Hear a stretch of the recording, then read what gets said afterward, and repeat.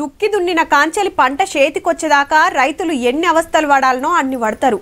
అంత మంచిగానే వెళ్ళిపోతుందని సంబురపడుతుంటే ఆనొచ్చి అంత ఆగమాగమైతుంది.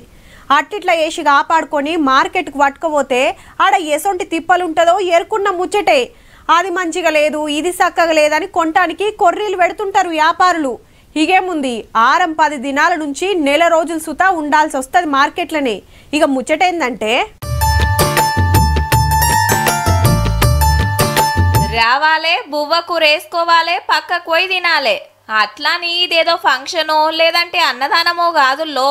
ఆదిలాబాద్ వ్యవసాయ మార్కెట్ల పత్తి అమ్ముకుంటానికి వచ్చిన రైతులు ఆకలితో నుండొద్దని సర్కారు ఇస్కాన్ సంఘపోలు కలిసి 10 అంటే 10 రూపాయలకే భోజనం పెడుతున్నారు. ఓ 100 రోజులు అంటే పంట చేతికొచ్చే సీజన్ లా మార్కెట్ నడిచినన్ని రోజులు దినం నడుస్తుంది. ఇక్కడికి వచ్చిన వాళ్ళందరికీ టోకెన్లు ఇస్తారు. ఆ టోకెన్ తీసుకొని ఇక్కడ కౌంటర్ దగ్గర వచ్చి ఆ టోకెన్ ఇస్తే ప్రతి ఒక్క రైతుకి ప్రసాదం ఇస్తారు. అంటే ఊర్లకెళ్ళి వచ్చిన రైతులకు మాత్రమే. మాత్రం వస్తే సద్దులు తెచ్చుకోలేరు. హోటల్ల తినాలంటే మస్తు పిరం. అందుకే అన్నదాతల ఆకలి తీర్చే ఉపాయం చేసిండన్నట్టు.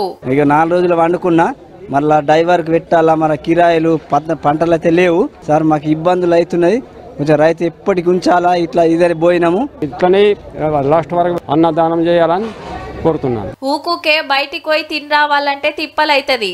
అదే ఈడనే పెడితే తినుకుంటా పంట మీద ఓ కన్నేసి ఉండొచ్చు.